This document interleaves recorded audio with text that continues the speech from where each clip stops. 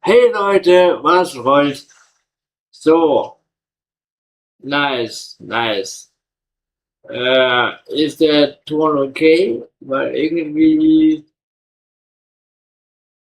ist er mir gerade wieder auf. Warte mal. Hallo. Hallo. Könnt ihr mich hören? Chat, könnt ihr mir was sagen kurz? Irgendwie ist der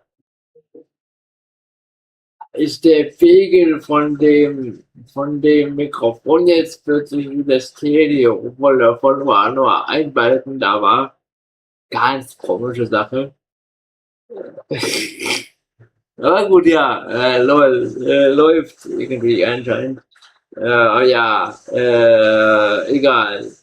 Muss irgendwie laufen. Ja, cool.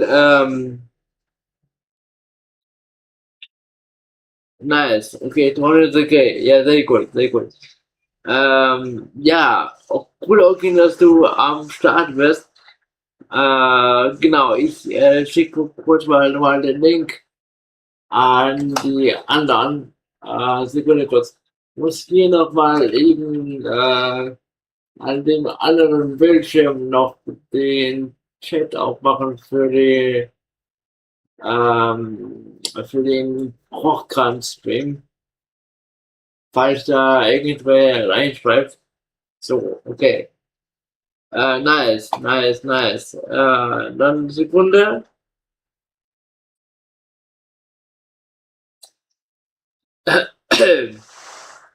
Sekunde. Lalalala. Okay, dann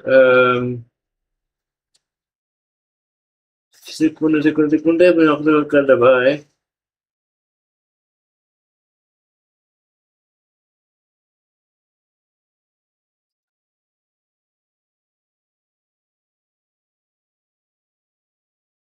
So. Okay, ich hab's jetzt soweit allen geschickt, die das eventuell gucken würden. Sehr gut. Dann machen wir noch mal weiter, auf jeden Fall. Ja, Leute, erstmal willkommen zum neuen Livestream.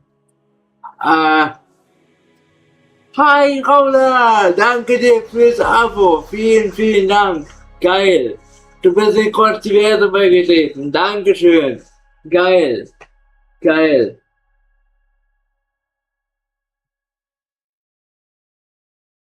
Du bist verheiratet?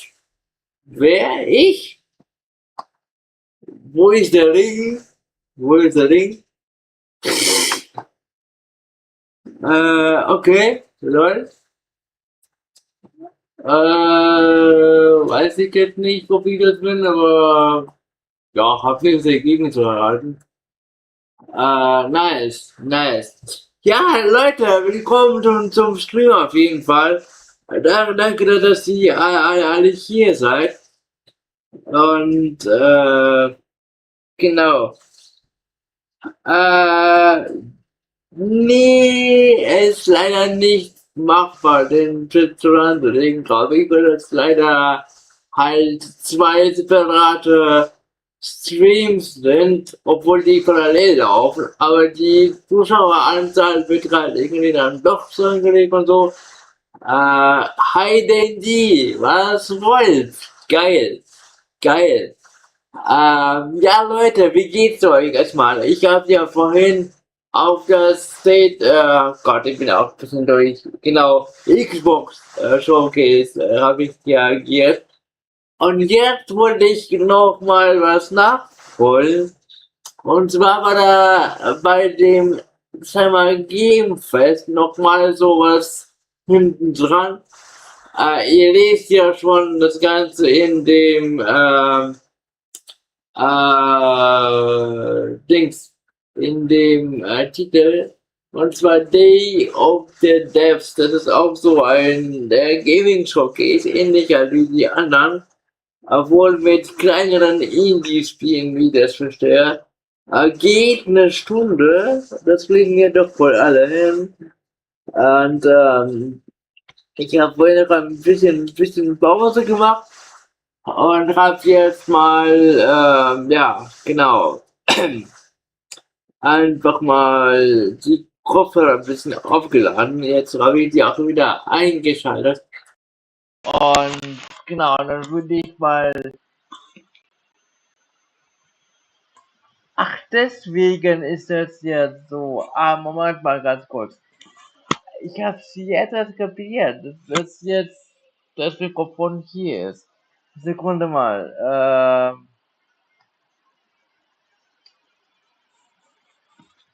Ich glaube, sobald ich das Mikrofon einschalte,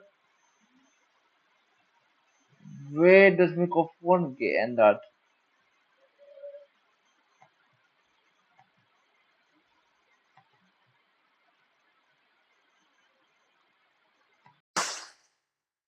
Ha, jetzt. Jetzt habe ich das richtige Mikrofon wieder eingestellt.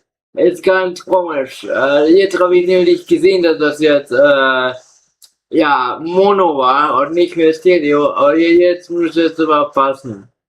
Muss ich mal darauf achten, dass Streamlabs mir das Ganze verrät, indem das Ganze Ton war aber okay vorher, oder? Weil jetzt lege ich halt immer noch in das Ganze in das Mic ohne diese, weil Sache ist die, diese Kopfhörer, die haben hier auch ein Mikrofon verbaut. Also sobald ich halt die Kopfhörer einschalte, übernimmt quasi das Programm das Mikrofon von den Kopfhörern. Also würde ich die theoretisch ablegen, würde man mich nicht mehr hören. Habe ich erst jetzt entdeckt, wie ich entdecken kann, quasi. Ist das crazy, ey. Aber gut, man lernt ja auch nie dazu. Ja, aber ja. Ja, okay, nett, dass du fragst, wegen der Moderation. Geht auch an den die, wenn er da ist. Es ist ja gerade im Chat nicht viel los. Auch keiner Troll da zum Glück, deswegen denke ich, müsste was gehen. Ich wünsche mir dass alle angenehmen Stream haben und so, aber klar, werft ruhig mal einen Blick drauf, ich ja auch. Falls ich mal irgendwen sehe, der kann ich auch mal sagen, dass der irgendwie trollt, aber ja, alles entspannt, deswegen. Ach ja, so. Jo. Ja, erstmal echt, danke euch, dass ihr immer so treu die Streams schaut. Ich weiß, ich bin jetzt auch in diesem Jahr nicht der super aktivste, was Videos angeht, aber die Zeit, um diese paar Videos zu gucken, die nehme ich mir, die hätte ich mir also privat mir quasi angeschaut und genau, oder ja, freue ich mich auf jeden Fall, dass der Kanal wächst und gedeiht und dass wir da ich immer wieder die bekannten Gesichter oder die ja Chatnamen sehe. Und ja, genau. Also die Kopfhörer sitzen und ich müsste jetzt eigentlich auch soweit sein. Und zwar, ich guck mal, ob ich jetzt auch eine rein Sprache habe. Warte mal.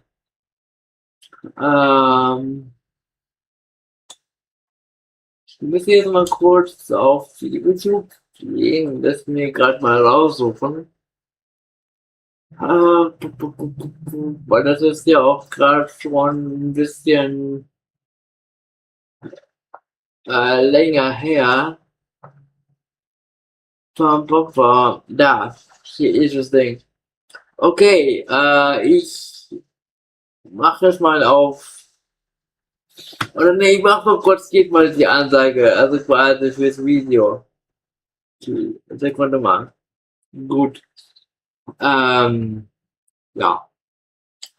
3, 2, 1. Hey Leute, was rollt? Hier ist Kons-T. Herzlich willkommen zu meinem neuen Video. Ich hoffe, euch allen geht's gut. Na Leute, ihr seht's wieder mal. Hier ist ein QR-Code und da ist eine blaue 2. Heißt, ich bin wieder mal live und zwar schon wieder direkt hinten dran an das Xbox Showcase. Ich habe nämlich 2 andere Showcases noch nicht gesehen. Und zwar, hoppla. Und zwar gab's noch das, warte kurz, die Kopfhörer rutschen alle. Also. Und zwar gab es noch, ich habe noch, okay, nochmal von vorne. 3, 2, 1. Hey Leute, was rollt? Hier ist Kons-T. Herzlich willkommen zu meinem neuen Video. Ich hoffe, euch allen geht's gut.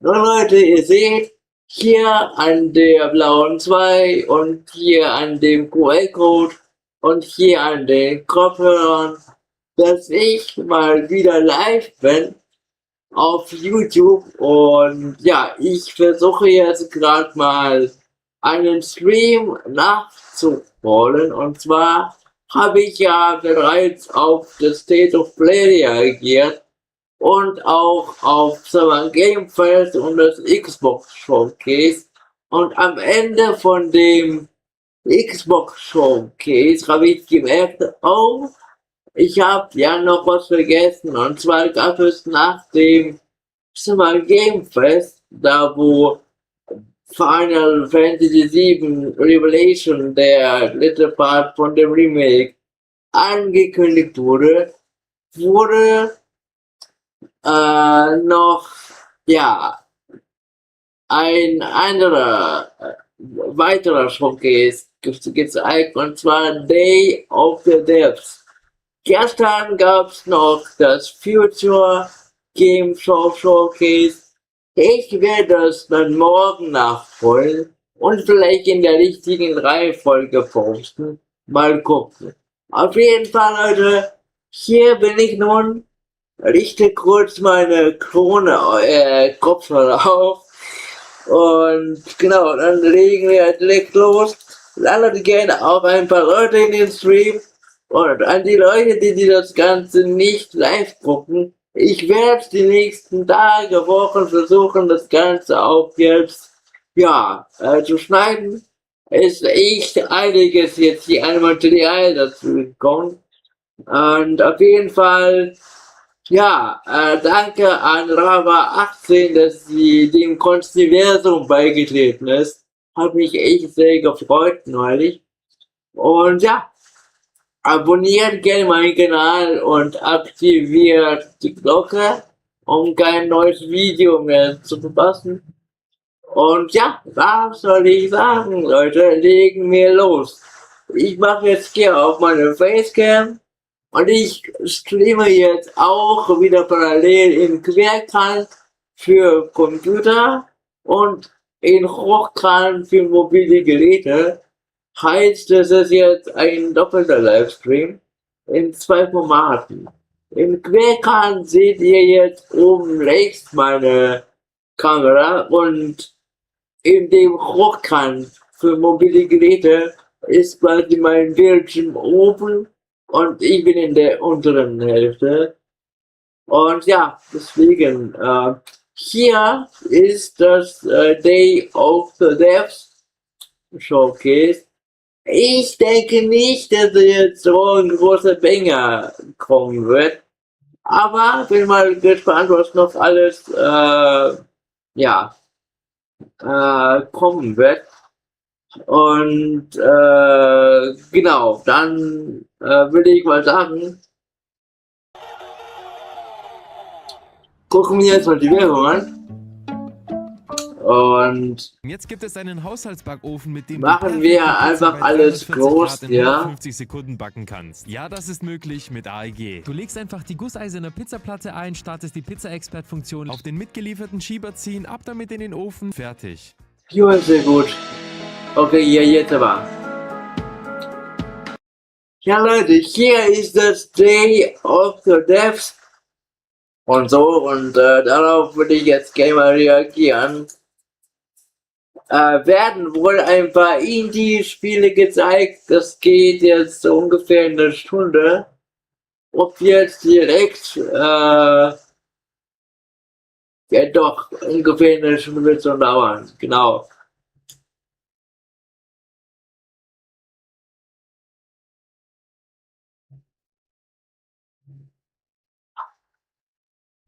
Okay, ich bin jetzt gerade hier im Chat.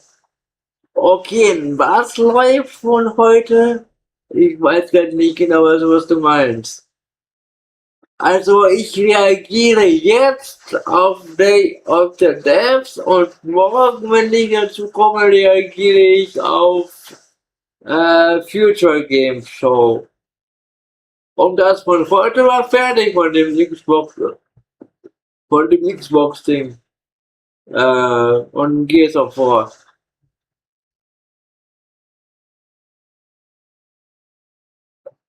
Okay. Warte mal. Warte mal kurz. Was läuft denn da bei Gregor ab?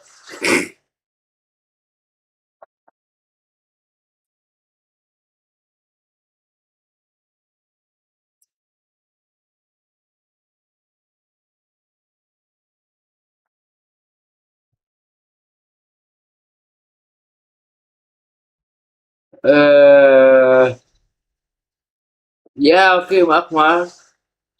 Danke. Was könnte ich nicht? Leute,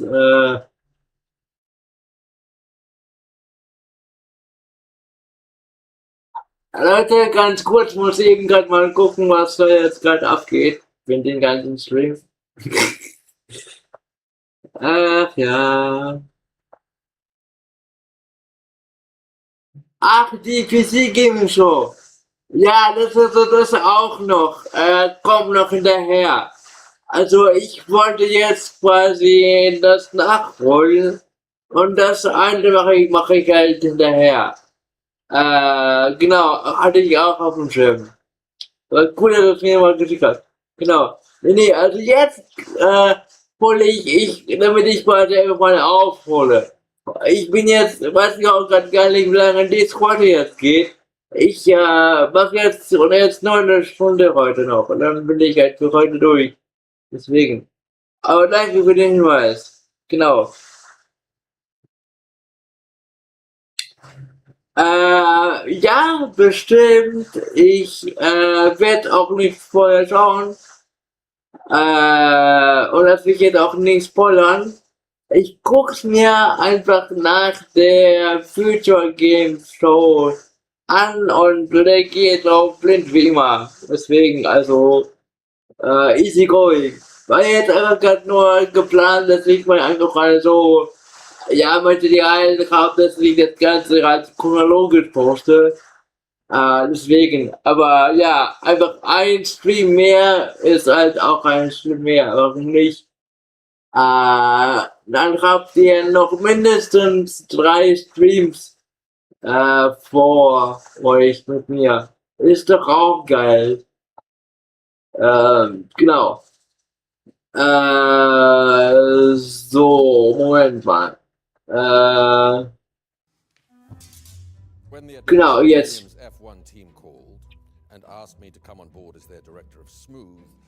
Ich kann halt nicht alles gleichzeitig schauen, deswegen halt schwierig, aber trotzdem, ja, läuft. Okay, jetzt kann ich nochmal machen Werbung. Ich muss das nachher eh noch alles schneiden, deswegen, ja, aber egal. Bisschen mehr Arbeit für mich jetzt, aber ist nicht schlimm.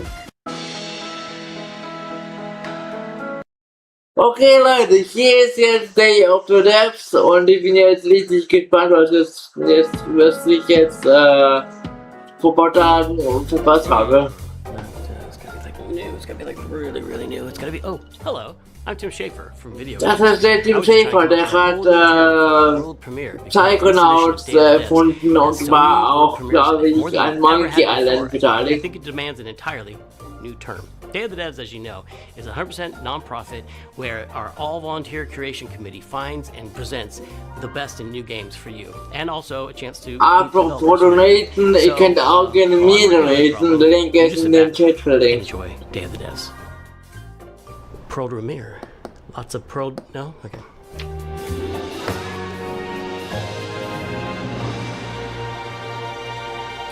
Okay.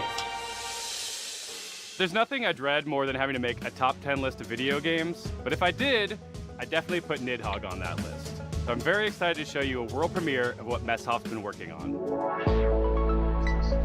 Weltpremiere, yeah. Hi, I'm Mark Essen. I'm the creative director and co-founder of Messhoff. You might know us for our 2014 hit Nidhogg. Ist so ein bisschen indie-mäßig auf jeden Fall. Flying worms that eat you at the end. Ein bisschen, More recently, we came out with Wheel World, a bicycle racing game about saving the world. I love making games. I've been making games since I was auf jeden Fall ein bisschen Retro hier. For fun in addition to my job. So at night you might find me just sketching out ideas for little games and sending them around to friends, which is how Blood Dungeon was created. Ja.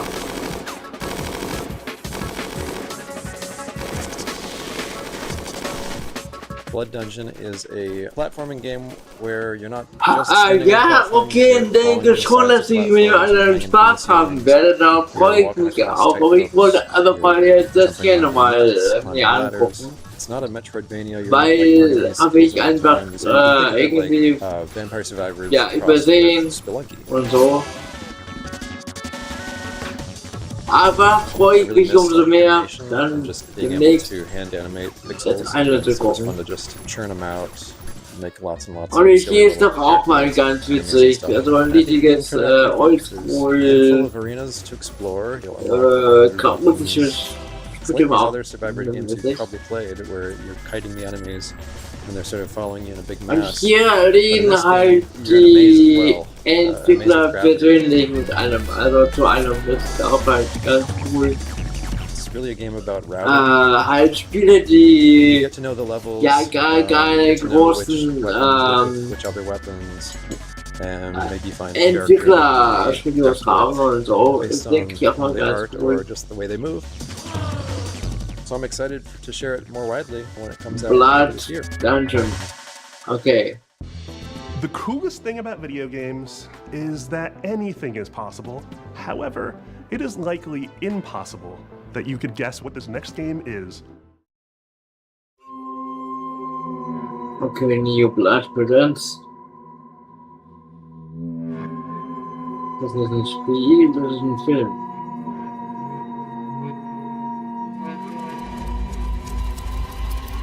Okay, bisschen horrormäßig. I'm Andres Bordi, and I'm Mason Smith, also known as Airdorf, and we are very excited to show you our game, which is a retro survival horror with live action cutscenes. Ah, nice! Leute, wisst ihr, es gab doch so einen Prototyp für den Game Boy. Da gab es nämlich einen Resident Evil Port für den Game Boy. Das war dann die erschienen. Special effects team right here in their Fixel Horror game.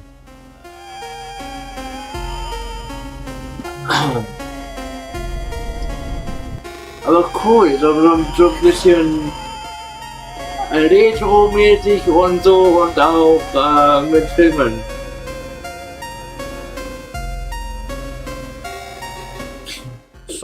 Ja, okay, gönnt ihr auf jeden Fall. Meine Reaction kommt noch auf jeden Fall nach. And she finds out that the nightmare is real and now she's trapped inside.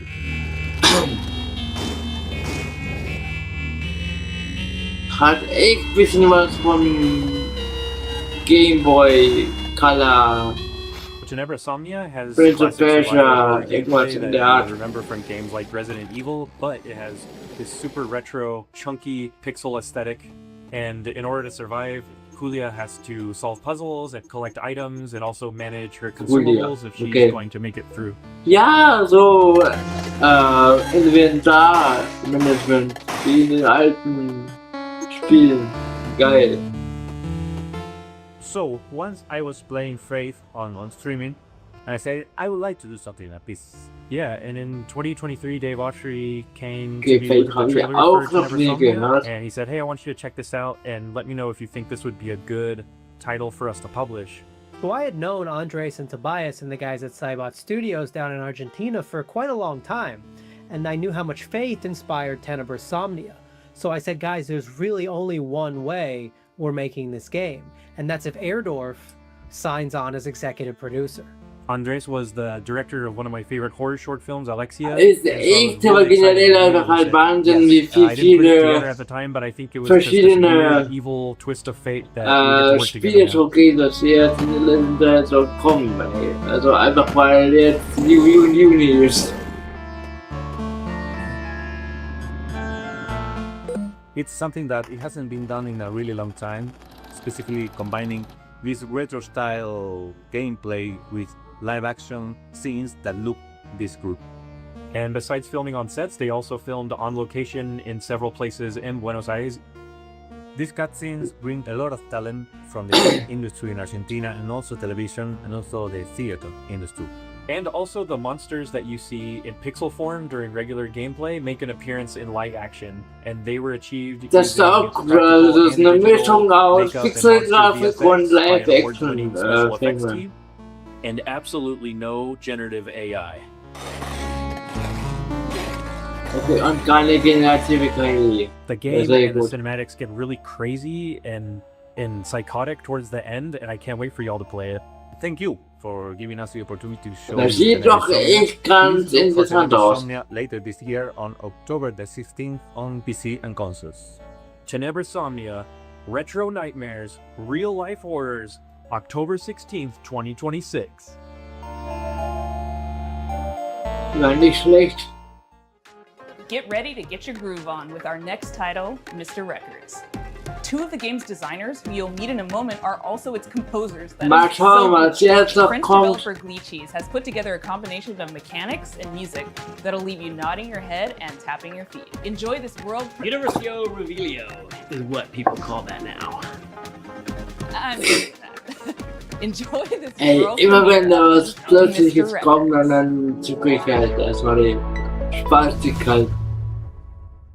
Hi, I'm Charles. And I'm Valentin. We are the composers and game designers behind Glitchy Studio, creators of Headbangers Rhythm Royale and Musical Story. Our small studio focuses on crafting innovative music games, and today we'd like to introduce our new project, Mr. Records. This is George. He has an extraordinary gift. He can travel through music.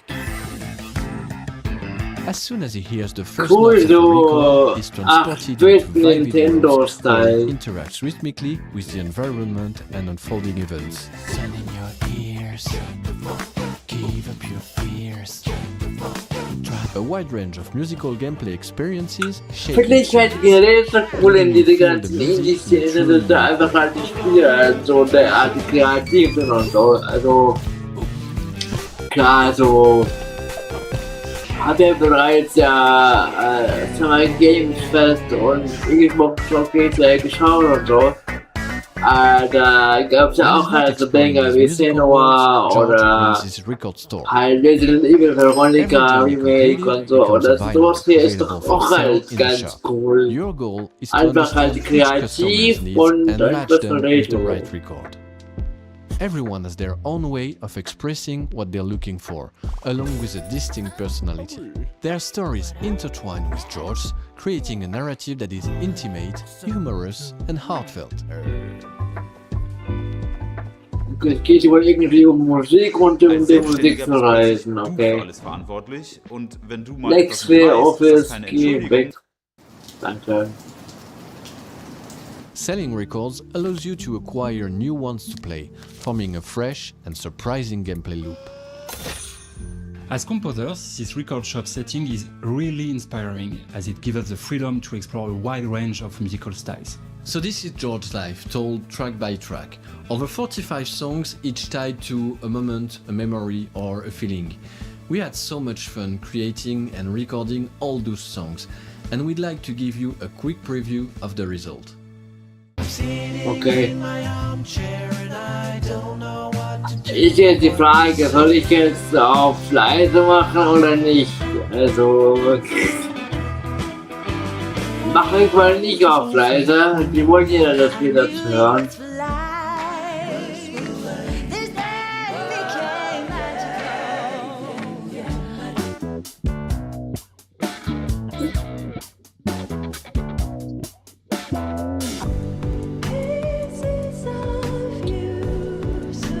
Aber cool, dass die sich halt so viel Mühe geben, da richtige Songs zu machen.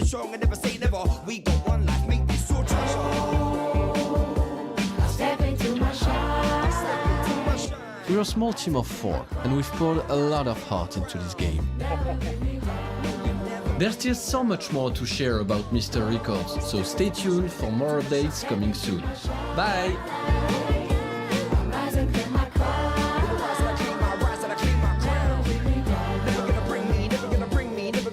Mr. Records. In the spirit of camaraderie with fellow Canadians, Day of the Devs alums, and makers of Spiritfarer, here is Thunder Lotus with some exciting news. Hello, my name is Jen, and I'm a game designer. I'm Stefania, I'm our director. We're from Thunder Lotus in Montreal, Quebec, and you might know us from our game, Spiritfarer. For the past 7 years, ja, doch, Spiritfarer ist mir ein Begriff. Our latest game, 33 Immortals.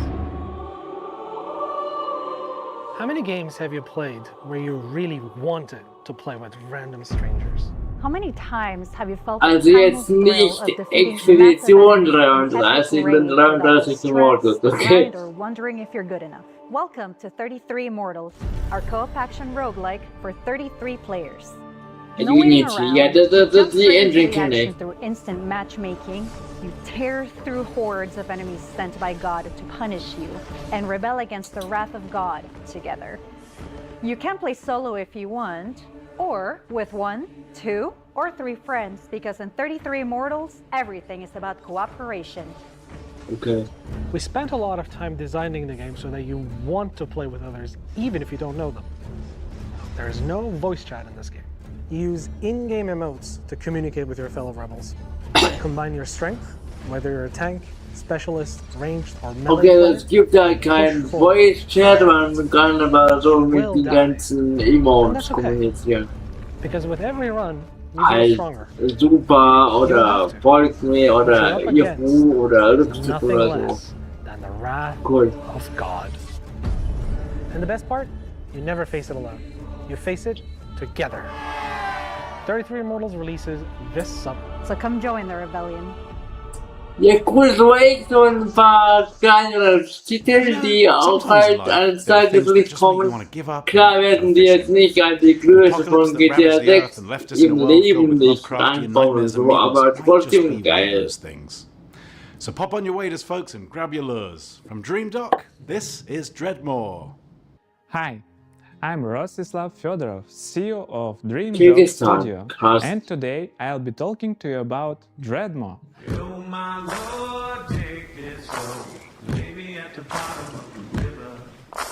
Sieht cool aus. Wenn ich jetzt fischen eher langweilig wäre, aber gut, trotzdem. Set in a world where long ago a catastrophe took place, changing the land, water, creatures, and the people who survived. Now it is a dark, dangerous place that is flooded and rotting. As the player, you travel on a fishing boat that is your lifeline in this world, but that also means it is your responsibility to keep it filled up and repaired. Cool aus vom Ausstrahl her. From place to place and meet the people living in this world. Those people can be quite strange, but you'll find that as you talk to them, you'll pick up quests and learn a lot about the place that they live. The most important part of the game, fishing. We made sure that fishing is not just a simple minigame. You start by checking the water, casting your line, and then you wait. What happens next depends on what bites. Okay, also was als nächstes passiert, kommt drauf an, wer als nächstes so weiß. Okay. The right rod, bait, timing, and Klingt some with gut. a completely different approach. And if you want to catch the rarest of creatures, you'll need to be at the right place in the right time. Anything you catch can't be sold to traders or broken down to use for crafting. You can Okay, also also man scavenge kann and salvage die Beute materials that you verkaufen, man find. kann das nutzen, You use a um harpoon Sachen to zu pull craften. floating debris. One man's junk is another man's treasure. If you won't go too deeper into the game, you have to craft bait. Ist jetzt nicht so meine Art Spiel vom Gameplay her, also die das ganze craften und so und Ressourcen sammeln. Aber optisch sieht gut aus. By what the game has in store, so make sure that you wishlist the game and join our Discord to stay updated and get more information about our game. Ende des Thanks Jahres. for tuning Okay. in and welcome one and all to the world of Dreadmore.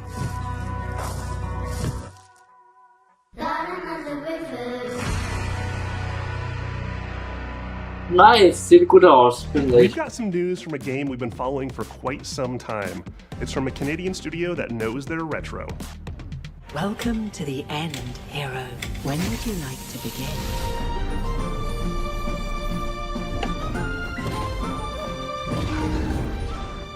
Ist das dieses Elliot? And I'm Robbie. Nee. We're the co-founders of Real Games, a small Canadian indie studio. Sah ein bisschen aus wie dieses neue Spiel von Square.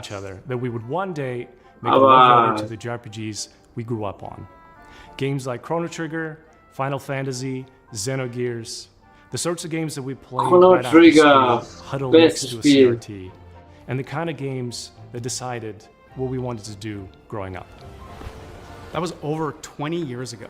A few years back, we walked away from our jobs to actually go and do it. The game is called Threads of Time, a turn-based, time-traveling RPG.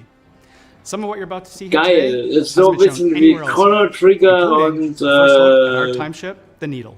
You captain the Needle, and you fly between the eras.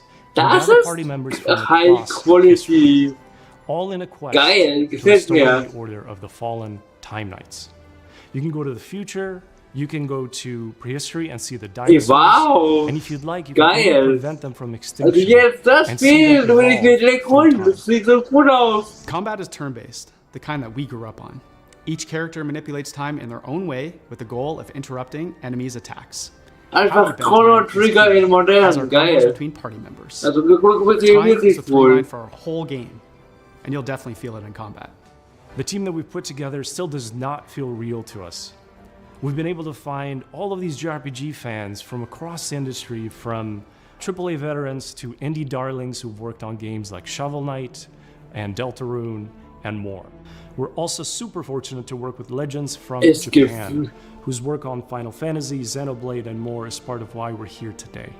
Aber ich ja sagen, also die arbeiten mit denen zusammen, also die haben denen wohl geholfen, aber trotzdem. To create cherished game experiences, just the way like others did for us back in the 90s and beyond. That's our mission that we set out at Real Games, to craft retro-infused RPGs that awaken cherished childhood memories. So that's a bit Also about us dieses and Spiel ist eins, das ich mir eventuell echt freuen würde. and we Das ist cannot cool. wait to share more. Thanks so much for having us at Day of the Devs. Bye everyone. Aber okay, nicht für die Playsee, aber trotzdem für Steam. Ja, nice. It's not often you get to world premiere a game that's been in development for 22 years, but here we are. I first played this game back in 2004. It's since gone on to be released in multiple fashions, and I'm excited to show you the next Ein Spiel, das 22 Jahre in der Wache ist, okay. Entschuldigt, ich hätte da was, das mir auf der Zunge liegt. Hoppers ist jetzt auf Disney Plus. Okay, also der hat es das erste Mal 2004 gespielt und das ist jetzt wahrscheinlich immer noch geil. Disney Pixar's Hoppers. Werbung.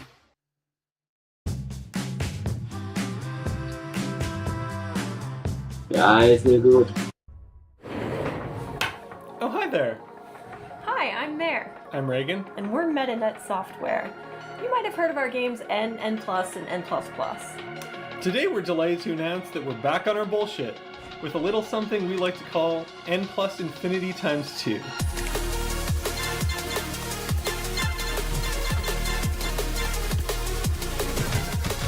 Endlos und endlich mal 2, okay? Of the world's best platformer. TM. And we're so excited to tell you all about it here at Day of the Devs. For those of you who aren't familiar with our games, they're a bit different from other 2D platformers thanks to their unique momentum-based movement mechanics that give them their own distinct flavor. We call it parkour platforming. So you play as a ninja, gracefully and effortlessly flowing through the levels. It's all about man spielt als Ninja und Unlike the previous games in this series, N plus Infinity times 2 man is not so hat much halt about the hardcore single player dieses Momentum beim there will of Springen. course be a solo campaign for you to hone your ninja skills. Instead, this one is about platforming. Es sieht ein bisschen trippy aus, aber irgendwie auch ganz cool. We've taken our unique brand of acrobatic, virtual athletic 2D action Und auch halt so Retro, ne? So ein fresh, bisschen. local and online multiplayer game modes. Some game modes are tried and true staples, some are new to the series, and some are new to the world. Mingle player, co-opetitive. With this game we're really Ouroboros-ing the lexicon. You'll be running around with your friends, luring enemies into your opponents, making the ultimate Okay, sacrifice sieht schon fast for your aus wie teammates, dieses and Game punching and each other Watch with rockets. von früher. That's my favorite part. Oder so Smash Brothers, aber nur in So Stichmännchen. it's an easy game to get into, and anybody can pick it up and play it casually at a party. But there's no skill stealing, so it also supports legit competitive play. We like to think of it as couch-ready, tournament-worthy. We've been making this series for a disturbingly long time, and we're very excited to put our 2 decades plus of game design experience into your hands. This is going to be launching sometime next year on all the platforms. Also die machen das halt wirklich 22 Jahre lang. We can't wait to play with you and see what you think. And most importantly, please wishlist N plus infinity times 2 on Steam so that the algorithm doesn't hate us. Thanks so much, Day of the Devs, and enjoy the rest of the show. Thanks. Bye.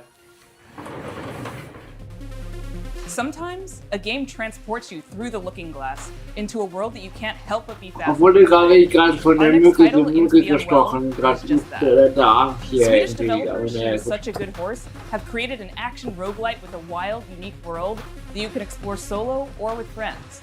So settle in and get ready to hear the story of one strange cat. Oh, hello there. My name is Morten. I'm working on a small Swedish indie studio called She Was Such a Good Horse.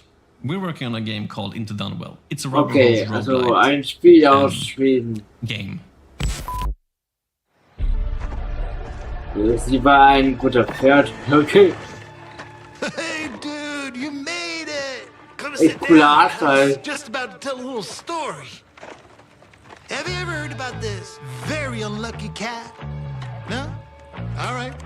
So he was just walking around town, and I always wondered, how did he end up in this? Das kommt mir bekannt vor. Hey, geil. Whole life savings. His dreams of domination ended up in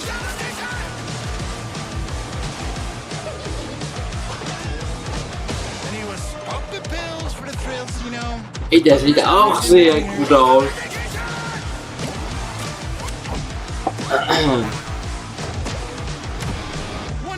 Ey, also ohne Witz, ich bereue das gar nicht, dass ich das jetzt mir anschaue. Macht Bock. Ich wusste ja gerade gar nicht, was mich zu erwarten würde. Aber nice. But nah, he failed. Anyways, the moral of the story is... Sorry.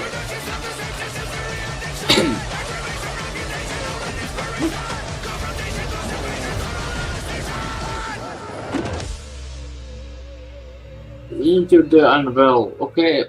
It's always a pleasure to debut games in Day of the Devs that intertwine the personal stories of their creators.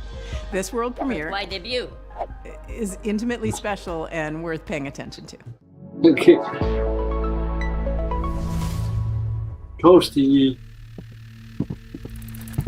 Okay, just gonna watch some highlights real quick and check some emails. Where were we? Okay, auch interessant. Come on, focus, focus, focus. I'm Case. Es sieht so ein bisschen aus wie die alten sowjetischen Sachen. In New York City. Hey everyone, I'm Todd Anderson. I'm a software artist, poet, and educator based in New York City, and I did gameplay design and code for Bub. Since I was a little kid, I've always liked drawing, whether that was with pencils or markers or scissors or collage, whatever I could get my hands on, really. And I wanted to create a gameplay Krass, wie that showed off all those Animation different styles and different worlds. The main story takes place in New York City, but Bub is an artist, and he's constantly bringing the player into his memories and into his art. And so you might dive from a pen and ink style New York City directly into a childhood school hallway and into a show choir performance where he's nervous if he'll be able to dance correctly. It's that approach that gives the game a very textural feeling, and those textures mimic the emotional underpinning of each scene. 3 years ago, Todd and I were making really good progress on the game. We lived in the same neighborhood in Brooklyn, and in the afternoons we could walk to each other's houses and work on Bub. But something unexpected happened, and I got really sick and was diagnosed with multiple sclerosis. And during that time, I lost a lot of my vision, my dexterity in my hands, and it was basically impossible for me to make art. So Todd and I focused on our friendship, and I focused on healing. And little by little over time, the old connections that had always existed in my brain, the ones that told me how to make things and how to use my hands, they started to come back. I had a choice. I could keep looking down into the bottomless pit of despair, or I could focus on how many good things had happened to me in my life, how many good people I'd met. I decided to go there and focus on gratitude, and that's become a central theme of the game. But it's ultimately a hopeful story and about drawing connections between your own hardships and difficulties and using that to connect with other people and appreciate what you have and share it with others. Bub is also a game about New York City. It's a place that both Case and I have lived and made work for over 10 years, and we wanted to capture some of that energy of being a young person, figuring out what you care about, and how to say it, alongside a bunch of other people that are just trying to do the same. We've been lucky to collaborate with our talented friends. Adam Schatz has laid down a blanket of music and sound throughout the entire game. Asher Kurtz has written Also auf jeden Fall visuell erstmal beeindruckend und auch abwechslungsreich. Fresh off of his supporting role in the film Weapons, is the voice of Bub. Life used to feel like a coming of age that was never gonna end. Then it all changes.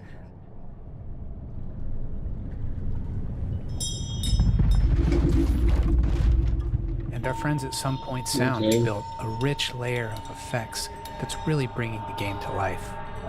We're so excited to share this game with you in 2027, and please follow along with us on our Link Steam sieht page. aus wie ein Thanks so much. Ronaldinho. Bisschen. Rock. I first met Mike Boxleiter in Iowa over a decade ago when he was making incredible mobile games. He went on to create Secret Hitler, which is a huge success in the board game community. Now he's back with a few friends to make a new video game, and they're here to show you a world premiere of what they've been working on. Okay, ich glaube, ich habe was gehört. Wisst ihr, was noch mehr Macht hat? Okay, Hälfte haben wir durch. Jetzt kommt noch mal die andere Hälfte.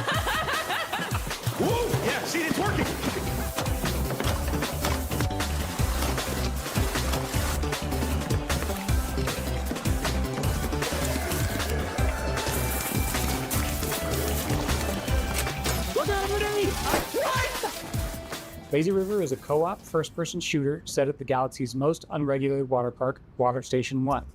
The water park is connected by an infinite lazy river that runs the length of the park. Since the water park is on a space station, they can only use special space water. Because of the special properties of space water, you should not pee in the pool. If you do pee in the pool, the pee will go back up into you and turn you and everyone else in the water into zombies. Okay, lol, wenn du in den Pool pinkelst, kommen Zombies. All my friends are at the park for a fun vacation, but one guy peed in the pool, and now everyone else in the park is a zombie that wants to kill you. You'll need to build a raft and ride the lazy river Okay, all over geil. the park to escape. Also irgendwer hat da im Spiel in den Pool gepinkelt und jetzt It's your floating base, wollen dich your halt die greatest ganzen resource, and the Zombies strongest weapon in the Okay, game. lol. Start building by Was für gathering eine inner tubes Idee. and lashing them together. Crazy. You'll have to leave your raft to scavenge for materials from around the park, however. The whole place is infested with zombies, but lucky for you, once the zombification process is finished, the zombies are vulnerable to water. Fight them with pool noodles, water guns, and water balloons, and make your way back to the raft with your loot. On your raft, you're safe from the zombies. Okay, was Unless you vom get some Stil hot her ist dogs. jetzt You're gonna get hot grad dogs. nicht so meins, aber trotzdem witzig. If you get hurt, cook up some hot dogs on the grill to regain your strength. Use scavenged materials to craft armor, turrets, and engines for your raft. Make sure to build something balanced and don't make it too heavy. A raft that can't drive straight is a sitting duck. Build smart and create your own custom floating fortress. There'll be some trouble afoot. You'll need to choose your path along the river carefully. The robot security forces will set up blockades and strong defenses. Get too close, and they'll shoot out your inner tubes and damage your raft. And make sure not to set off the park alarm system. Setting out the alarm will start the park's Okay, self-clean also cycle, gibt which auch will die ruin von alle all Anschluss organic life in und the so. area. That Nice. would really ruin your summer vacation. It's maybe moving a little faster than we're moving.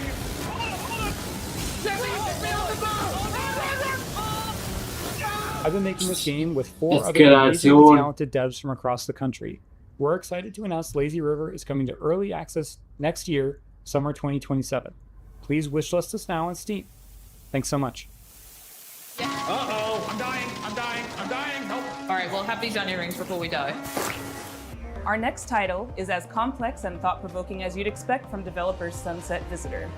The Vancouver-based studio created Peabody-winning 1,000 Okay, ein times echtes Spiel wird and their das next game is looking just as vorgestellt. intriguing, innovative, and slightly unnerving, in the best way. I'm so excited to present Prove You're Human. I have dreamt so long of my body that I know everything about it. I have dreamt it into existence. They say you think you're human. Interessant aus.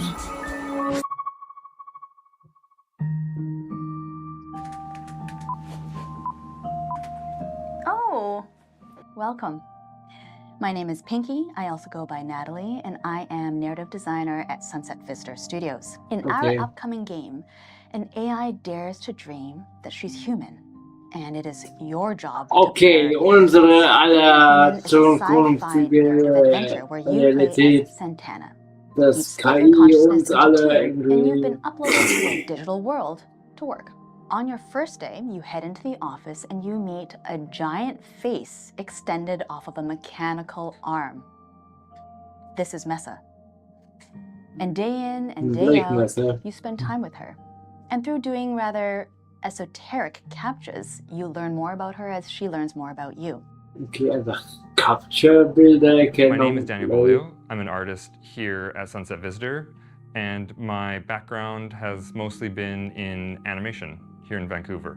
My first project in games was a game for the Nintendo Switch called Boreal Tenebrae. Animating Mesa is, we're approaching it in a unique way, where we're trying to have this balance where there is enough complexity in the animation system so that she's able to hit all these poses and expressions and micro-expressions that we want her to hit, but also have the system intuitive enough that the writers are able to control a lot of that animation from within their writing documents. Okay, also sie wollen ein System bringen, das sowohl rein able to irgendwie suggest animations gut for her to do in aussieht the und writing document viele is sort of Animaturenrad oder auch eins, wo die Leute auch some interesting challenges for Messa is just how big she is in frame. Like I've been finding that really like subtle micro expressions that usually you wouldn't be able to read on a character, they're all you need to convey an emotion on Messa face. She can be very serpentine, she can be very robotic, but she can also be very organic. So there's a lot of different ways that she can be animated and a lot of different kind of modes that Messa face can hit.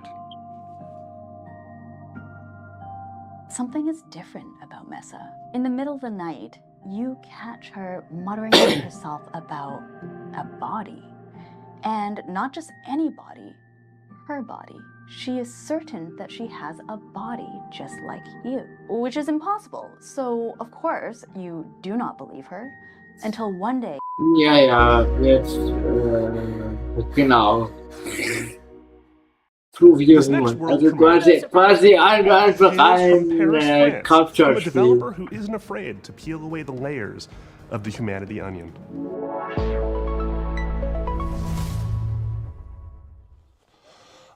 Video games.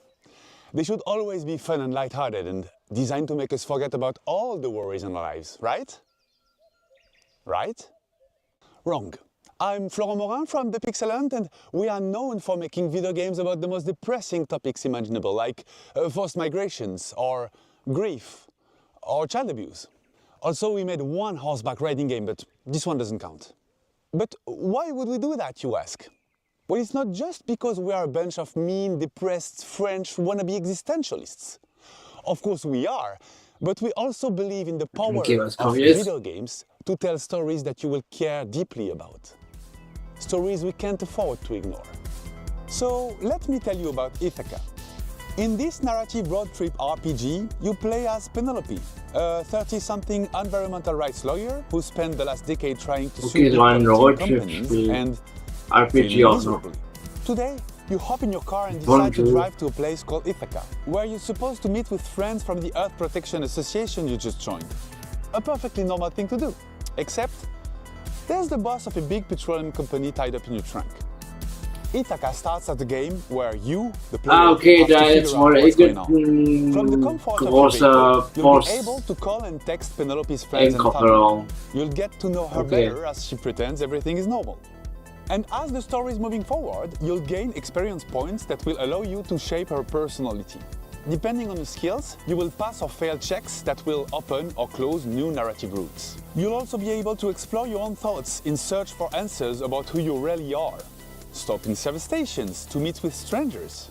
Investigate the interior of your car for clues that may have been planted there. Or call mysterious phone numbers to learn info that will shed a new light on the operation of your car. And in the end, you'll be left with the most complicated question Penelope has ever faced. Ja, okay, also quasi du fährst das Auto und da kommen lauter Entscheidungen und so und auch Nachrichten. We're not making Ithaca to give answers. We're making it because we're living through questions that feel increasingly hard to avoid. About power. Okay, es geht nicht um die Antworten, es geht um die Fragen, die man immer wieder halt lebt und die man nicht hingehen kann. Okay, krass. And we hope Ithaca will be one way to sit with those questions for a while. Carefully and comfortably. From inside a car that keeps moving forward. If that sounds interesting to you, we've just launched a Kickstarter and a Steam page. And we hope to release the game in late 2027. Okay, man kann das Spiel auf Kickstarter unterstützen. Sehr cool. Ever since we first showed this next game, we've been eagerly anticipating its release. Well, have we got some news for you? Hi there. My name's Will. I'm part of the dev team here at Radical Forge, and we're working alongside the guys over at Comedy Games to bring you Screenbound.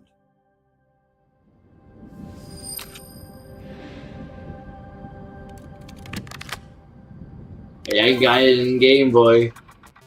Now, previously on Day of the Devs, Crescent Moon talked about how they initially came up with the idea for Screenbound and showed off some of the early mechanics. But today I wanted to talk about the narrative and show off some of the design choices we've made.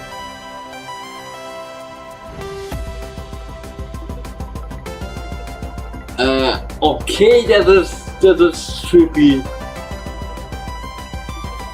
Okay, wow. Das ist quasi Gen Z das Spiel. Du bist gerade vor einem Abgrund und schaust quasi auf den Bildschirm. Alter, okay. Also quasi wie die ganzen Jugendlichen heutzutage, die den Augen vom Bildschirm nicht lassen können. So, dass man da den Bildschirm braucht, um da Sachen. Okay, eine Mischung aus Mario Bros. Und Game Boy, aber auch halt das Ganze in der Welt da. Geil. Okay, lol, also du guckst weiter auf den Bildschirm und auf die Welt. Das ist eine krass umgesetzte Idee. Gefällt mir. And this one we wanted to shake things up a little bit and change perspectives from a side-scrolling platform type game to a top-down adventure game reminiscent of the ones from the late 90s with a whole host of new mechanics, enemies and challenges to overcome. So keep an eye out for more in the coming months. That said, we're happy to announce that the game Screenbound will be coming out for release across all platforms September 10th, 2026. But you don't have to wait till then. We actually have a demo going live right now on Steam. Okay, so eine Demo gibt's jetzt auch auf Cast your minds back to a simpler time, because it's time to become Screenbound.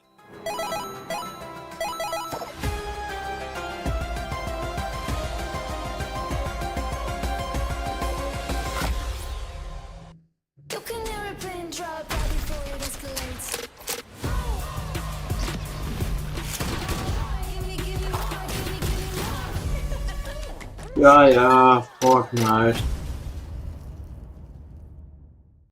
Bei TikTok gibt es über 50 voreingestellte Sicherheits- und Lukas Podolski. Okay, jetzt geht's weiter.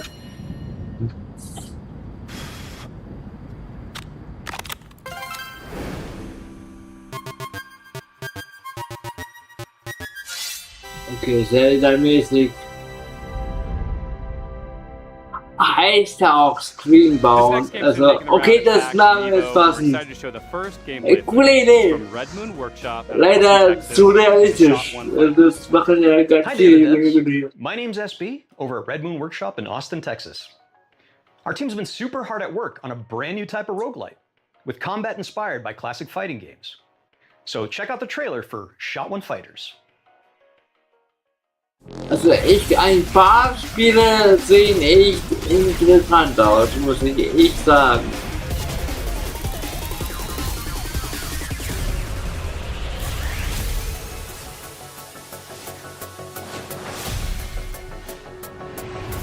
Okay. Roguelite.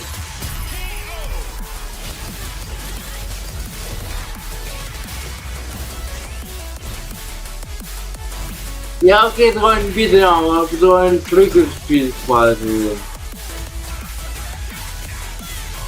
Wo du aber anscheinend irgendwie deine ganzen Fähigkeiten und Kombos halt nach gewinnst und kombinieren kannst.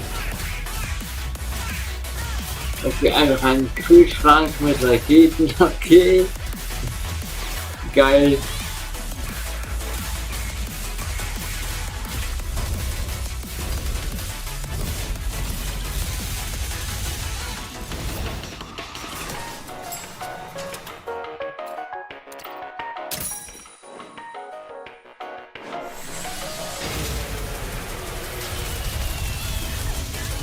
Okay, das war wohl ein Bosskampf.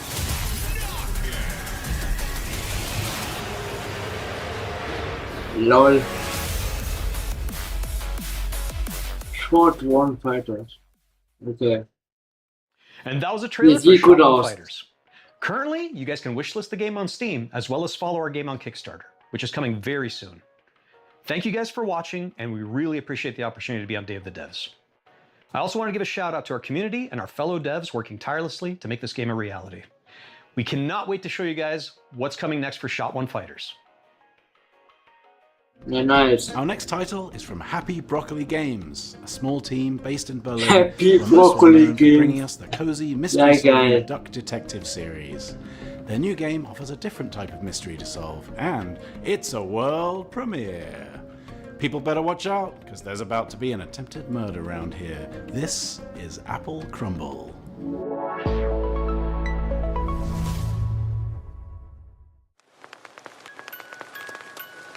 All right, Grandma, here we are. Don't open the door! Okay. It's that prick, Ellen. Hey, Jessatron! Okay, crazy. Also, Oberrat Geburtstag von die Familie I'm Anna Musical. from Happy Broccoli Games. You may know us from our games, such as Deutschland. Secret Okay. Salami. I'm the duck detective. Ah ja, das ist ein Deutsch-Spiel. Cool. It's the Salami Bandit! However, today, I'm very excited to be sharing with you an exclusive first glimpse of our newest title, Apple Crumble. Okay.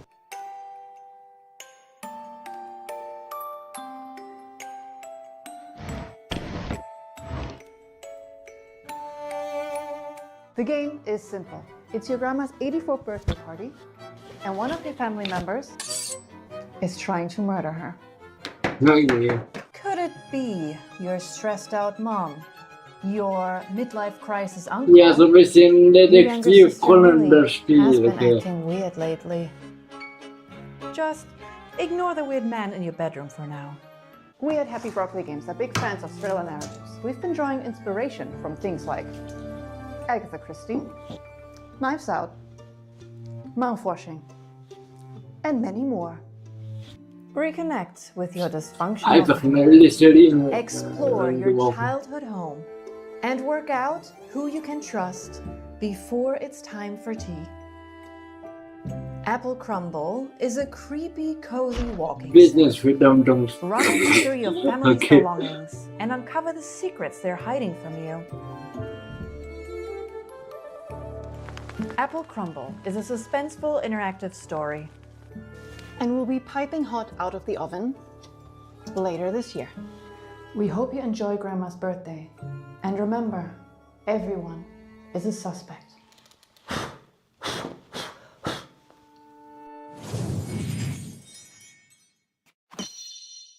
Ja, okay, war eine coole Idee. Cooler Upload auf jeden Interacting Fall. with the world is slapping stuff? Well, your dreams have been answered. Check out this world premiere of Turbo Button's new game, Slap Out of It. Hi, I'm Nick from Turbo Button, and I'm excited to introduce you to Slap Out of It, our slap and solve adventure game coming to PC and console next year. Our world is broken. But at Puzzle, we're putting it back together piece by piece.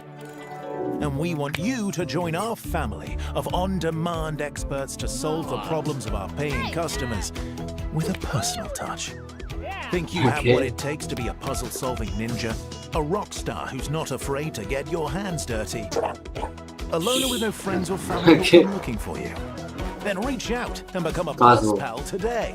That's where you'll apply skills like personal tutor, junk removal, dry docking, commercial plumbing, tech support, caretaking, print-based marketing, whatever the hell this is. We'll slap out of it together. Slap Out of It is an Okay, interactive geht comedy auch sandbox filled with bisschen silly lustig puzzles aus. inspired by classic point-and-click adventure games.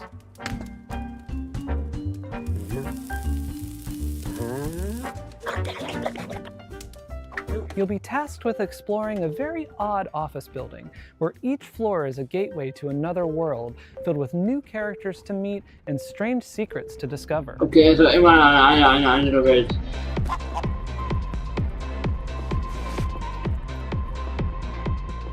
Das sah ein bisschen aus wie diese Duolingo-Eule. Ein bisschen. And just about everything and everyone react to your slaps.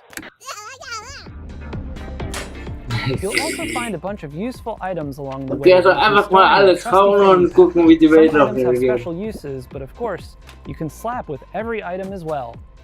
The more you slap, the more you learn about how the world works. But don't expect everyone to be happy about that.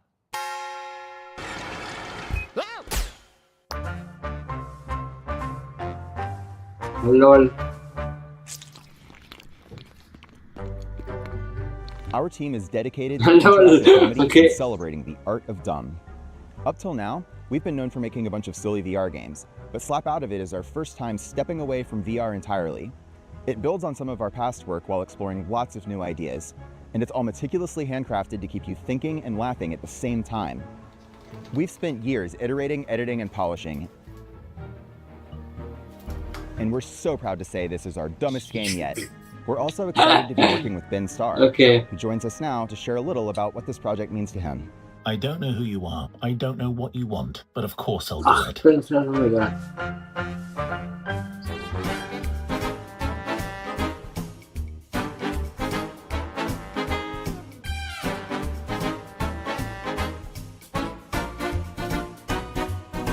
Ja, okay, lustige Idee auf jeden Fall. We'll have more news to share about Slap Out of It soon. Einfach Thanks for watching. Boom. Please pretend that you'll buy the game by wishlisting now. We promised you a lot of world premieres, but it's not very often we get to show you sequel, follow-up sort of things. This next one is from our buds over in England, and it features a very familiar cast. Okay, Werbung. Es war auch gleich kommt das Ding.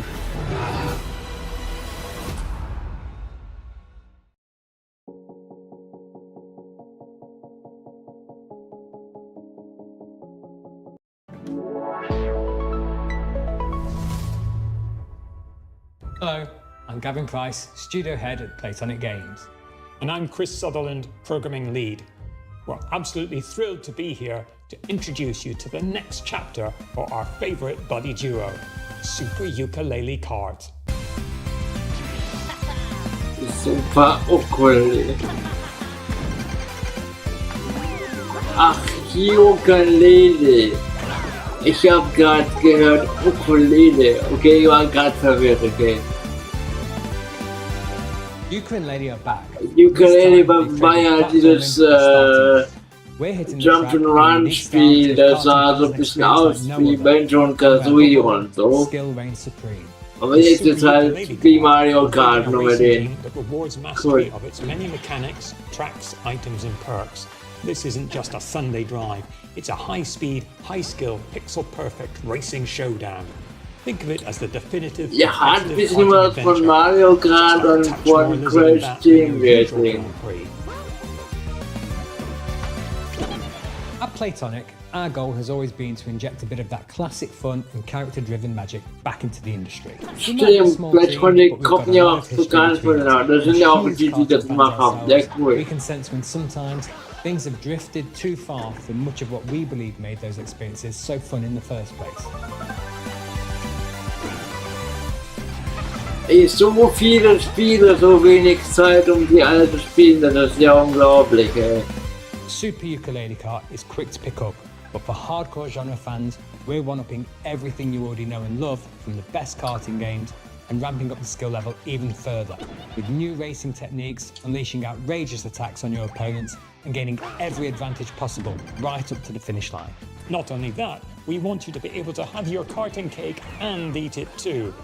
With Super Ukulele ja, basically einfach mal wieder so Mario Kart nur mit anderen and flexibility, guaranteeing endless ways to compete with your friends to whatever extremes you desire. We can't wait to see you on the track and test ourselves against you too. Thank you so much for letting us share Super Ukulele Kart with you today. We've been fine-tuning this one for a while, and it's a relief to finally have it out of the garage and into your hands. If you'd like to support us, please do head over to Steam to follow and wishlist the game. It truly makes a massive difference for us. We'll also be hosting a series of beta tests very soon, so do keep an eye out for how to sign up.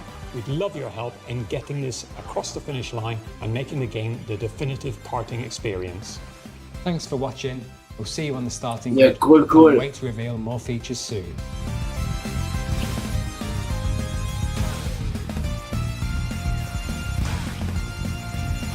kaufen einfach. All the way from Poland, we've got some news from the creators of The Invincible. Oh, hi. We are Star Wars Industries, the team behind Okay, Into jetzt the Fire. rollen. It's a cataclysm extraction survival game where you have to navigate ever-changing terrain, battle against fire and volcanic demons to find and protect survivors. In order to truly capture the high-stakes pressure, obviously, and fire physics itself, we didn't just read the manuals. We took part in a fire safety training and participated in professional research sessions. And honestly, we are probably the most fire-ready team in the whole industry. You could say, in other words, that we truly know how to handle the heat. It was supposed to be a quiet trip, but this place Okay, dann was sieht already doch breaking. schon ein bisschen besser aus. Nice. Nothing's settled ground shifting, rocks coming down. You'll feel it soon enough. You know what to look for. Bring it back. Don't stop moving. Okay, so ein Welt geht runter, Survival-Spiel mäßig. Every time we go out there, the island takes a little more. More ground, more paths, more people. And the fire brought more than ash. The locals turned. The cults emerged. And the island fell apart. Nice. We bring back whoever we can. You make the call. Push further. I'm going in! Or turn back. Test runner on final. 30 seconds to RV. I'm coming for you! Almost there! Okay. So we keep going back into the fire. Oh my god, not again. Alright, listen everyone, let's put our Okay, Alarm, der eine tanzt einfach.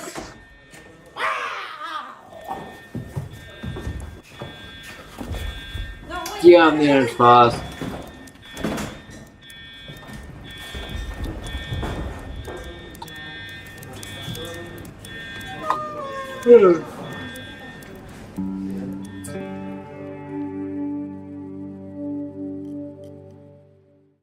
This next game is the latest in a series of well-known cooperative puzzle platformers. That's right, folks. It's time for another... Never been seen video game screen. I don't know about you folks, but he's really trying my patience. That's not funny. Okay. Noch einer Premiere. Once upon a time, in a distant corner of the kingdom, two youngsters stumbled into trouble and unknowingly bound their fate to the realm's greatest heroes. Who are you two? They must have multiplayer. Are they trying to replace us? We're just as baffled as you are. The heroes of Trine So ein Multiplayer Plattformer You don't need Spiel. to convince us. The last thing we want is to be stuck with a trio of fossils.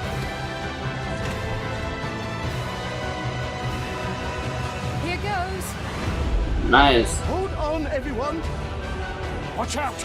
Don't underestimate us. Ey, da habe ich ja echt einiges noch verpasst. Bei der Gameplay. What's that? It's another magic beastie.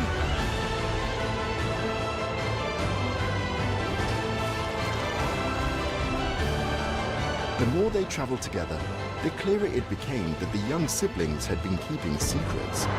Some of them much darker than the rest. I shall see you soon, heroes. Ach, das ist Trine. 806. Ich kenne die Reihe, das wurde mir voll oft noch auf der PS3 vorgeschlagen. Games like Martha is Dead. Their third entry, When Sirens Fall Silent, looks like it's going to be an upgrade of everything they do best. I can't wait to dive into the mystery on this one. Check out When Sirens Fall Silent. Okay. When silence falls silent. I am Luca Darko. I'm the founder and artistic director of RKA Studios, a small 10-person company specialized in narrative-based psychological games. Our first games were The Town of Light and Martha is Dead. When Silence Falls Silent is our third title.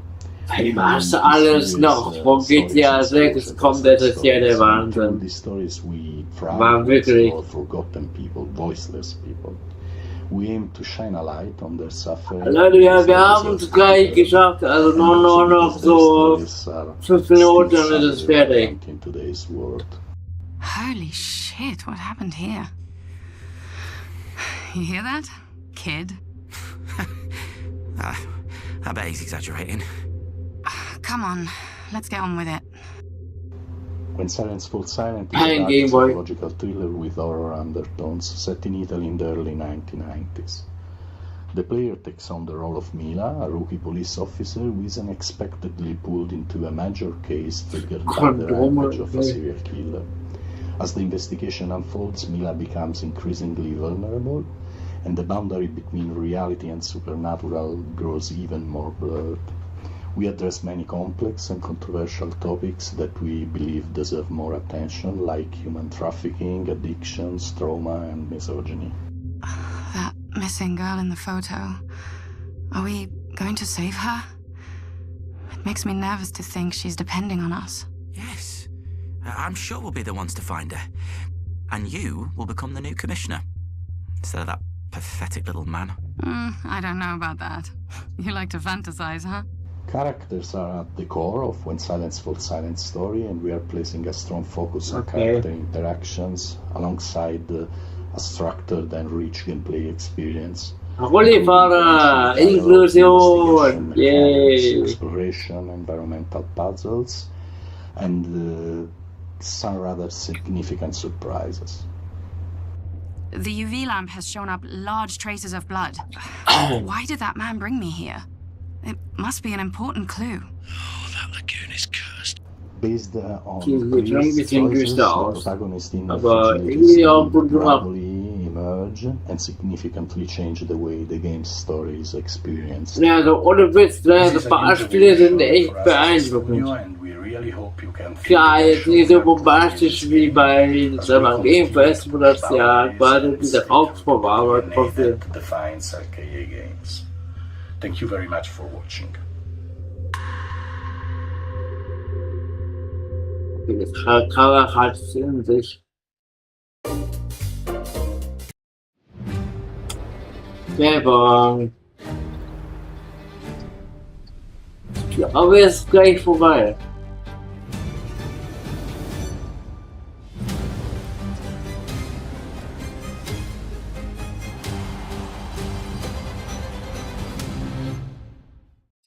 Praxisnah Fernstudieren. IU, Internationale Hochschule. Well, that's our show. Thanks for watching. Thanks to all our sponsors for making this possible. Thanks to all the developers for making and sharing their games with us. And thanks to you for watching. You can go wishlist these games. That really helps the developers. And I hope you enjoyed all the Electro Surprisos. That's the cool one, right? That's what we're going with. Thank you to our generous sponsors, without whom Day of the Devs would not exist. Baller Games, 47 Communications, the Game Awards, Idea Xbox, Razer, You are nice. Active Entertainment, Summer Game Fest, Thunder Lotus, Unity, Wired Productions, and Exola. If you don't know who Exola is, they love indie games and are building a brighter future for the industry we love. They connect all the tools, systems, payments, and web shops for the video games industry. Explore all the things you need to launch. Ja, das war's wohl jetzt langsam mit der Show, A Leute. super duper special thanks to our pals at Unity. Are you made with Unity? I am. And a very special thanks to Dose One for all the beats and music in the show. And an extra special thank you to Jeff Keighley for continuing to shine a spotlight on indie games. Day of the Devs is a nonprofit organization that survives and thrives due to generous donations from sponsors, individuals, developers, and publishers. So if you are one of those people and you feel so inclined, we would gladly receive your donation at dayofthedevs.org. Thanks for watching.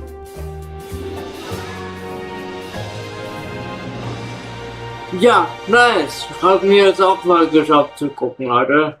War dann doch gar nicht mal so, ja, treffend, finde ich cool. Also dieses eine als Friends of Time und so fand ich zum Beispiel auch echt sehr nice. Und ja, geil.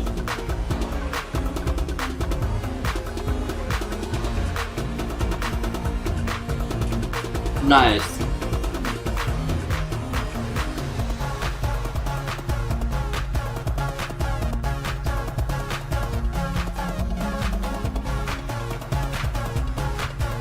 Yeah.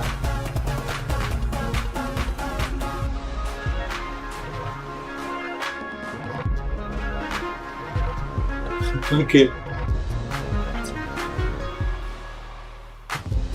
Wir gucken noch zu Ende und danach mache ich eine kurze Verabschiedung.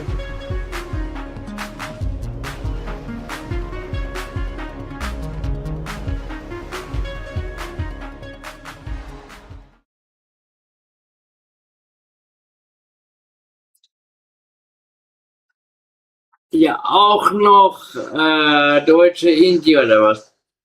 Ey Leute, ich bin jetzt ziemlich fertig, muss doch morgen zur Uni und so. Muss mich auch mal ein bisschen erholen. Bin jetzt halt gestern den ganzen Tag unterwegs gewesen. Jetzt heute die ganze Zeit noch Schaut schneiden und live sein. Ich denke, ich passe heute mit dem anderen Kram, aber wird auch alles nachgeholt. Deutsches Stream Indie wird auf jeden Fall auch notiert, aber ja, nicht heute. Bin jetzt auch ziemlich durch, morgen ist auch halt wieder Montag. Ja, ist gerade ein bisschen zu viel auf einmal, aber ich muss ja noch alles irgendwann schneiden, das ist ja auch noch, ne? Also ich rede jetzt gerade halt nur halt, ja, oder ja. Geil. Geil. Alright. Ja, nice auf jeden Fall.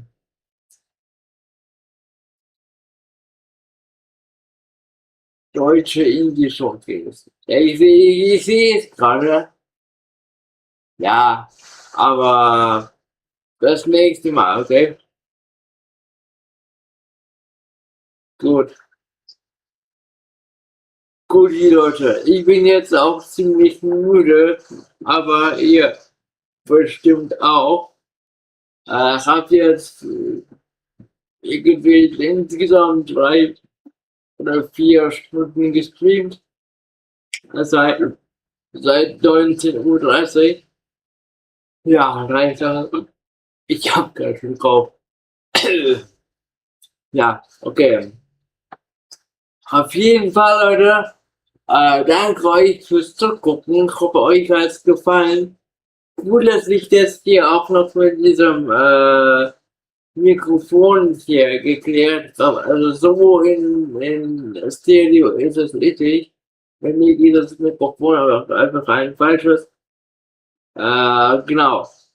Und dann würde ich mal sagen, Leute, ja, danke euch fürs Zugucken. Und auf jeden Fall, ja, nice. Ich sehe gerade. Welches hier? Was geht? Geht dir gut? Ich hab's gerade am Bildschirm gesehen, aber irgendwie sehe ich das nicht im Chat komischerweise. Ey, was ist denn hier los? Warum denn nicht? Warte mal, ich aktualisiere ganz kurz. Das könnte vorhin gar nicht sein, dass das jetzt irgendwie. Ah, doch, hier! Doch, hier sehe ich gerade. Ab ins Bett, hallo, Bruder, Wink, was geht? Cool, dass du hier bist. Ja. Stimmt, ja, genau, Mario Kart, Nostalgievolle. Jetzt sehe ich erst eine Typvorschweise. Das wurde bei mir irgendwie nicht aktualisiert. Komisch. Entschuldige. Aber hier sehe ich nicht. Geil. Danke, dass du das reingeschaut hast, auf jeden Fall. Ja, cool. Nee, ich habe ja mich gefragt, warum jetzt irgendwie der Chat so ruhig ist, auf einmal. Deswegen. Ja, genau. Mir geht's auch soweit gut.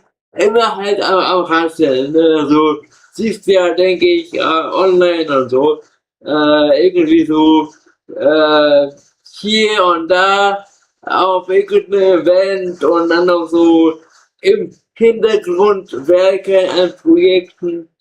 Und jetzt halt, das ist jetzt gerade live, ne? Genau. Nee, also alles cool auf jeden Fall.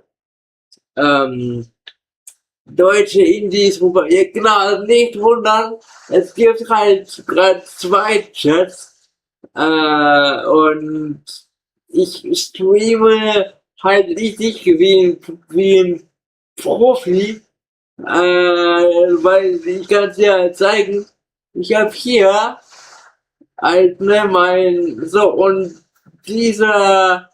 dieses hier ist halt der Stream für mobile Geräte.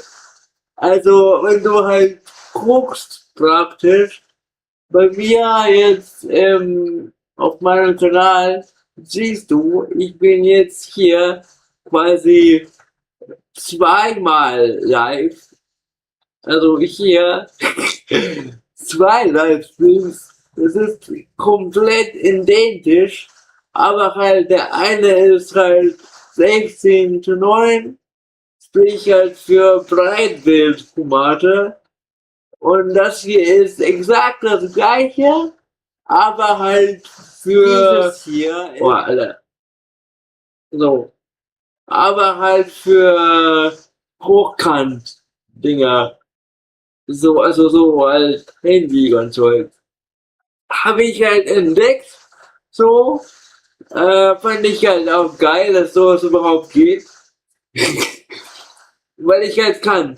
So, ich musste ja irgendwie alle Geräte und Leute bedienen quasi. Genau, Grindset ist das richtige Wort. Das meiste kriegen die Leute gar nicht mit momentan. Ich, arbeite doch noch so, ja, an noch anderen Projekten, die noch gar nicht ans Tageslicht kommen, quasi. Aber ja, genau, mache ich mir mal wieder auf Vollbild. Deswegen. Ja, und jetzt gerade habe ich einfach mal, weil ich halt für mich privat als Mensch einfach halt gern zocke und so. Und auch halt dazu nicht ganz so komme, einfach mal geguckt, okay, was gibt's denn jetzt Neues, so an Videospielen, die rauskommen, so.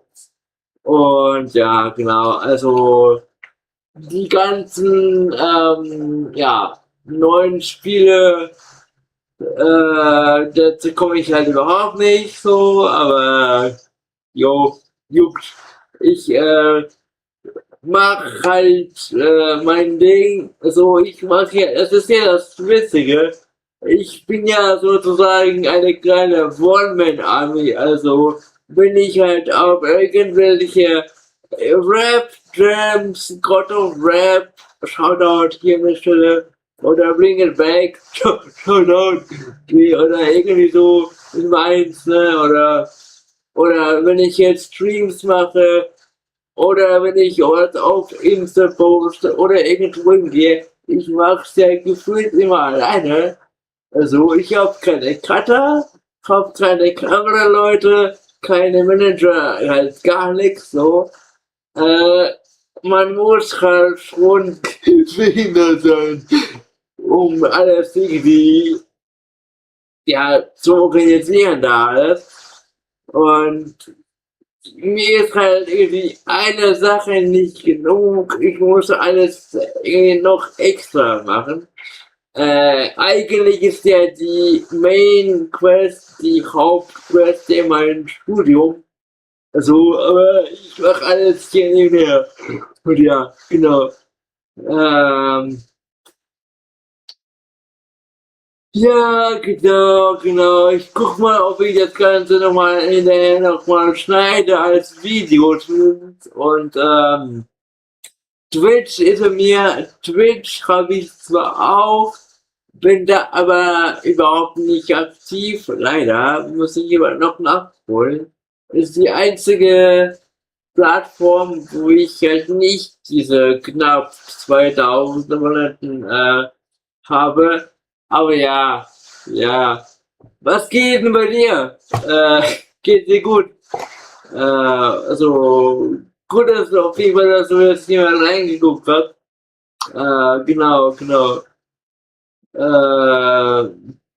Ja, ob ich die Sachen gut kann, weiß ich nicht.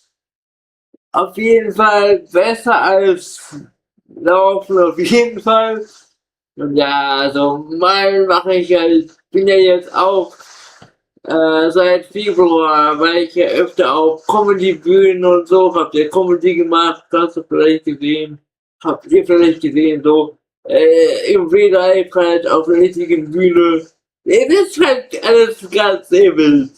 So, wenn ich halt schon nicht laufen kann, dann tue ich halt andere Dinge. Ja, und läuft auf jeden Fall. Ja, cool. Auf jeden Fall, Leute. Ich würde jetzt mal offline gehen. Der Bre muss schlafen. Und sich ein bisschen, ja, erholen und auf die Woche vorbereiten. Ich mache morgen wieder einen Livestream. Mindestens einen Livestream. Weil ich noch auf 3 andere Events reagieren wollte. Ist es halt gerade Juni ist verrückt. Nächste Woche ist noch, glaube ich, Meeting of Styles. Da will ich auch dabei sein. Aber ich kann halt nicht gleichzeitig Stream machen und im Real Life woanders sein und noch Videos schneiden. Und wie man sieht, gucken ja gerade in Anführungsstrichen nur 2 Leute. Also muss ich ja irgendwie halt auch gucken, wie ich da ja, an die Leute halt komme. Also ich habe ja fast 2000 Abonnenten, wofür ich auch echt dankbar bin. Aber so YouTube scheint den wenigsten von euch Bescheid zu geben. Keine Ahnung, wo die anderen Tausende von Leute bleiben so. Aber jo, juckt. Ziehe ich halt durch. Und ja, genau. Also das ist auf jeden Fall so jetzt gerade mein Grind. Und Comedy ist gerade Sommerpause. Und ja, und zu den richtigen YouTube-Videos komme ich ja noch gar nicht dazu, aber das ist ein anderes Thema für sich. Ja, also ich bin gerade einfach am Machen und am Tun, aber ich war auch hier auf YouTube recht lang inaktiv. Man mag denken, aber ich war trotzdem so am Machen und Tun und so. Es kommt die Zeit, Leute, da ist halt so, dass da einfach eine Flut von Videos kommt. Einfach eine Flut. Da werde ich euch einfach zuspammen quasi mit Videos und Sport und so ein Zeug. Wenn der Kons-T sich zurückzieht, zieht er sich nicht zurück, er nimmt einfach Anlauf. So, deswegen, cool, nice. Danke, dass ihr auf jeden Fall da wart. Habe mich über die Chat-Nachrichten und einfach die generierte Watchtime und hoffentlich Reichweite gefreut. Und ja, der Wink freut sich auf. Ja, keine Sorge, der kommt früh genug.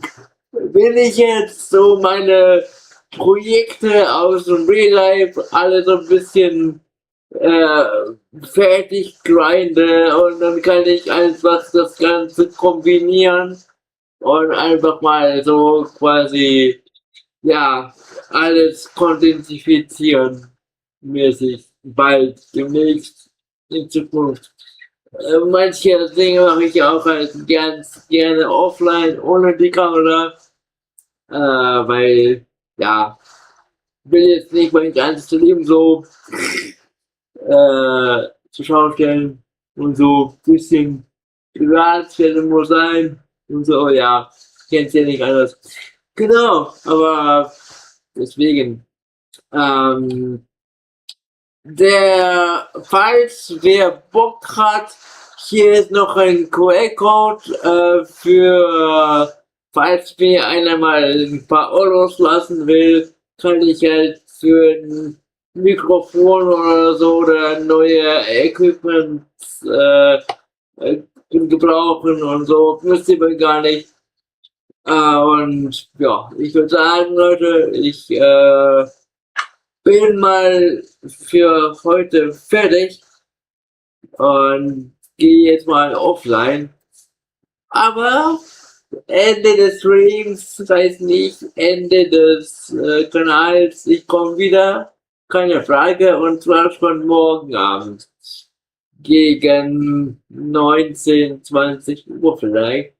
Mal schauen. Folgt mir auf Insta und so, TikTok. Und morgen früh um 7 Uhr kommt noch ein Short hier auf YouTube. Also, ja, ich mache alles selbst, ne? Also irgendwie, ja. Wenn ich halt nichts tue, erscheint nichts. So, deswegen. Dann gute Nacht euch, Leute. Bleibt auf dem Rollenden. Danke, Rocky, war cool, auf jeden Fall. Und wir sehen uns. Kons-T out. Skra!